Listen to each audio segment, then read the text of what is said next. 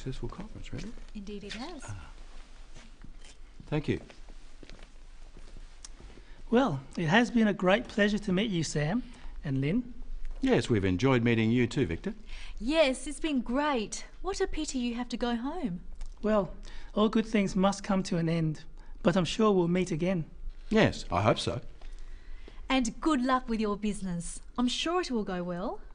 And I wish you every success too. Well, I think we should drink a toast to the end of the conference and to ourselves. Here's to us. Cheers. Cheers. We should keep in touch. Yes. Have I given you my card? Ah, no. Thanks very much. Here's mine. Do you have a card, Lynn? Yes. Thank you. I'll send you an email, and if you're ever in Singapore, you must look me up. We certainly will. And you have my number. When you're next in Sydney, give me a call. We'll have a drink. May I take these? Well, I'd better get going or miss my flight. Have a good flight home. Bon voyage. Goodbye until next time. Goodbye.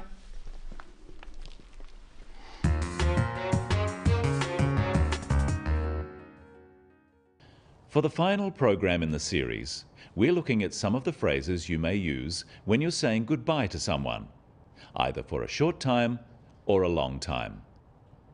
In our example, Victor is from another country, and he's about to go back home. At a conference, he's met Sam and Lynn. It has been a great pleasure to meet you, Sam and Lynn. Yes, we've enjoyed meeting you too, Victor. Yes, it's been great. What a pity you have to go home. There are various phrases you can use to express how enjoyable it was to meet someone. Which one you use depends on how well you got to know them. Practice some of these phrases with Victor. It's been a great pleasure to meet you. I have enjoyed meeting you. I'm so glad to have met you. Nice to meet you. The phrase, "nice to meet you," would be used after one short meeting. You can also use this phrase when you are introduced to someone. What about the replies? Practice them with Lynn. Nice to meet you. You too. It's been a pleasure to meet you. And you. Glad to have met you. Glad to have met you too. Notice that the reply should match the statement. So if someone says, "I have enjoyed meeting you," the reply can be, "So have I." If someone says, "It's been a pleasure to meet you," the reply can be, "A pleasure to meet you too," or just, "And you." Victor also says, "I'm sure we'll meet again." Here are some useful phrases to do with meeting again. Practice them with Victor. I'm sure we'll meet again. Hopefully we'll meet again. I hope we'll meet again soon. Notice again here that the reply should match the statement. So if someone says, "I'm sure we'll meet again," then the reply also uses am. So am I. After the statement, "I hope we'll meet again," the reply should be, "So do I." Another part of saying goodbye can be wishing someone well for the future. And good luck with your business. I'm sure it will go well. And I wish you every success too. Sam proposes a toast. Watch how he does this. Well, I think we should drink a toast to the end of the conference and to ourselves. Here's to us. Cheers. Cheers. This is an informal toast. Sam says, "I think we should drink a toast." Another phrase he could use is, "Let's drink to." For example, "Let's drink to the end of the conference," or "Let's drink to our future meeting." Then they clink their glasses together and say, "Cheers." Here's another version of the toast. Let's drink to our next meeting. Our next meeting. Cheers. And of course, the toast doesn't have to be alcohol. It can be any kind of drink. The next part of their conversation is about keeping in touch or keeping in contact. We should keep in touch. Yes. Have I given you my card? Ah, no. Thanks very much. Here's mine. Do you have a card, Lynn? Yes. Thank you. I'll send you an email. Repeat the phrases after Sam. We must keep in touch. We must keep in contact. Here's my card. Would you like my card? Do you have a card? The next part of their conversation is about meeting again. Listen. And if you're ever in Singapore, you must look me up. We certainly will. And you have my number.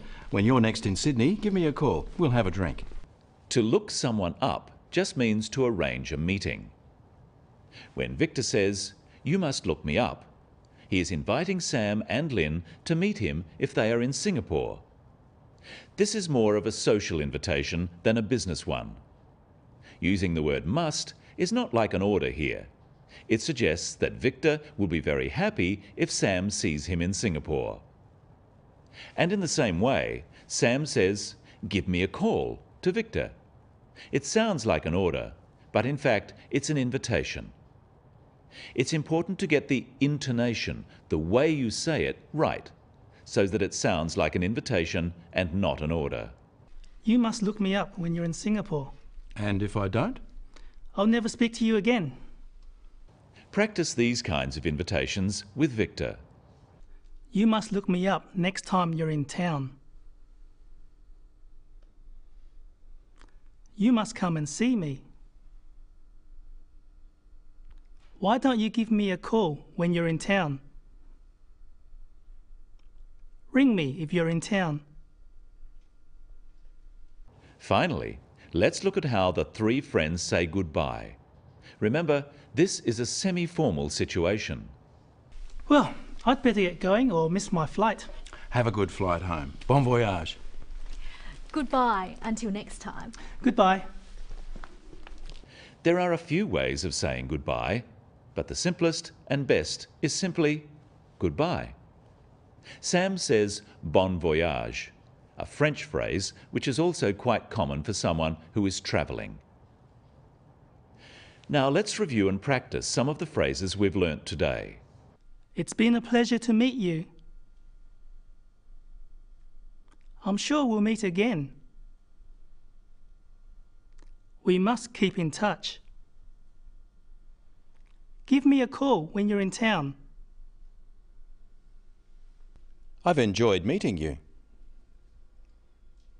I wish you every success for the future. May I give you my card? Best wishes for the future. I hope you have a good flight home. The language you use in each situation may be slightly different depending on how well you know the other people and how friendly you are with them. If the situation is social and you have become quite friendly, you may use slightly less formal language. But it's important not to forget the usual expressions of good wishes, such as for a good flight home, and to say how you've enjoyed meeting the other person. But don't go too far. Well, I'd better get going or I'll miss my flight. I'm going to miss you, Victor. So am I. What will we do without you? Be strong. Will we meet again? I know we will. Goodbye. Goodbye, Victor. Bon voyage. You forgot my card! Well, I've enjoyed helping you with the business of English, and I hope you've enjoyed learning some useful phrases and expressions in English, and that you'll be able to put them into practice soon. Goodbye and good luck.